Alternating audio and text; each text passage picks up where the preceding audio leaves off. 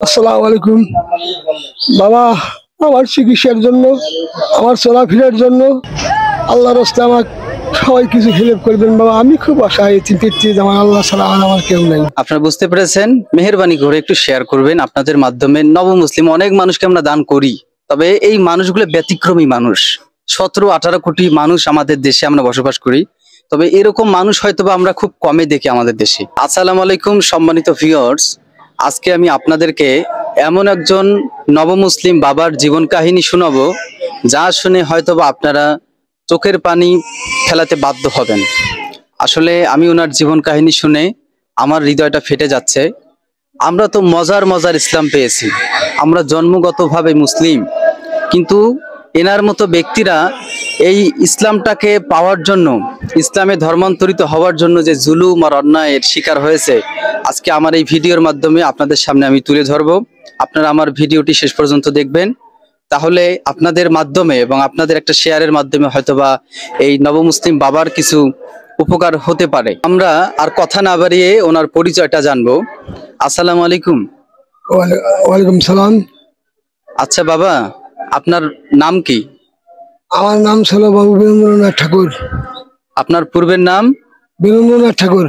বীরেন্দ্রনাথ ঠাকুর ছিল ওনার নাম। আচ্ছা, আপনার বাবার নাম কি ছিল? আমার বাবার নাম কামিক বর্মন। কামিত বর্মন ব্রাহ্মণ। আচ্ছা, আপনার মায়ের নামটা কি মনে আছে আপনার? সুমিত্রা রানী। হ্যাঁ, সুমিত্রা রানী। সুমিত্রা রানী। আচ্ছা, আপনার বাসাটা কোথায়, জন্মস্থানটা আপনার কোথায়?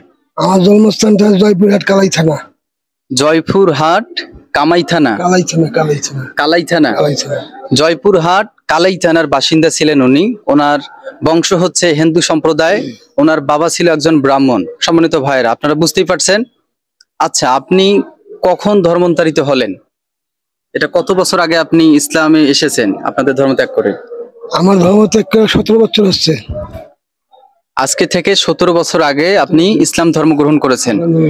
আচ্ছা, আপনি ইসলাম ধর্মটা কেন গ্রহণ করলেন আমরা একটু জানতে চাই।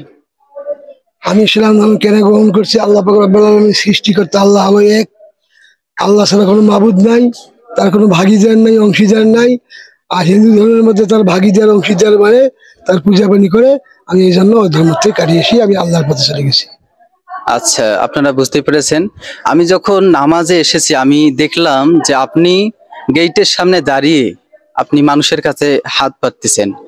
উনি ইসলাম ধর্ম গ্রহণ করার কারণে ওনাকে ওনার ধর্মের লোকেরা আপনাকে কি করেছে আপনি বলুন তো? আপনি যখন ইসলাম ধর্ম গ্রহণ করেছেন, আমার প্রথম আমার চোখে চাকু ঢুকিয়ে দিয়েছিল।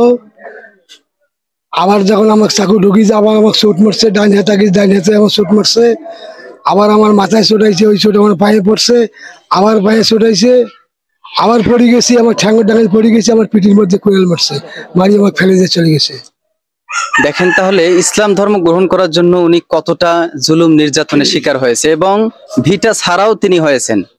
বাড়ি থেকে ওনাকে একদম বের করে দেওয়া হয়েছে, ত্যায্য পুত্র করেছে ওনার ধর্মের ওনার বাবারা, ওনার মারা। তো এখন আপনি কোথায় আছেন? এখন আমি আছি কিশোরগঞ্জ থানা, মাগুরি 9 নম্বর মাগুরি ইউনিয়ন 8 নম্বর ওয়ার্ডে। আমার নাম এখন জুলফিকার রহমান। আপনার বর্তমান নাম জুলফিকার রহমান? এখন ওনার বর্তমান নাম হচ্ছে জুলফিকার রহমান। আমরা ওনার পরিস্থিতি দেখে বুঝতে পারছি যে ওনার পারিবারিক কতটা অসচ্ছল অবস্থা বর্তমানে বিরাজ করছে। আচ্ছা, আপনার সন্তান সন্ততি কতজন? আমার 4টে মেয়ে, আমার ছেলে নাই, আমার অশ্ব রোগ, আমার হান্নি, আমার কমলের সমস্যা। আমি বর্তমান আমি পঙ্গুর পথে।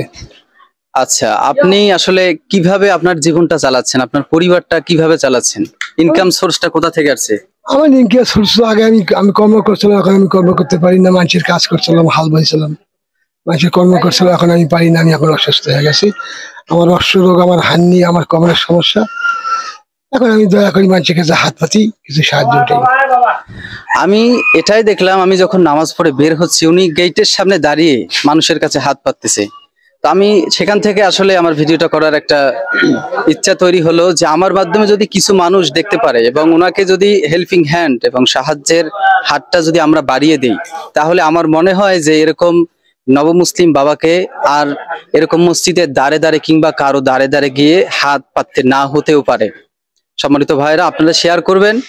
এবং আমি স্টুডেন্ট, আমি কোনো মনিটাইজেশনের মাধ্যমে ইনকামও করি না, আমার ইউটিউব চ্যানেলও রয়েছে, আমি কোথা থেকে ইনকাম করি না, তো আমার পক্ষ থেকে ওনাকে আমি কিছু দিব ইনশাল্লাহ, আমি গোপনে দিব, আমি যেহেতু স্টুডেন্ট। আর আপনারা শেয়ার করবেন। আপনার কি কোনো ফোন নাম্বার আছে? আমার ফোন নাম্বার নাই, আমার মানুষের কাছে ফোন নাম্বার নিয়ে যাবো, আমার ফোন চালাই না, চোখে দেখি না। উনি ফোন চালায় না, আমি চাইলে আমার নাম্বারটা দিতে পারতাম, কিন্তু আমি দিব না। আপনারা যদি চান যে আপনারা এই বাবাটার পাশে দাঁড়াবেন, তাহলে আপনারা কমেন্ট করবেন। আপনাদের ওই কমেন্টের আলোকে আমরা আবার প্রয়োজনে ওনার সাথে দেখা করব, ওনার বাড়িতে যাব। আপনাদেরকে উনি যে ধর্মান্তরিত হয়েছেন, কোর্ট রেজিস্টারের মাধ্যমে যে ধর্মান্তরিত হতে হয় এফিডেভিট করে, আমরা ওটা সব প্রমাণ আপনাদেরকে দিব। আপনারা কমেন্ট করবেন। আমি চাই যে আপনাদের মাধ্যমে যেন এই লোকটাকে আর কার কাছে হাত পাততে না হয়, এটা আপনাদের কাছে আমার অনুরোধ রইল।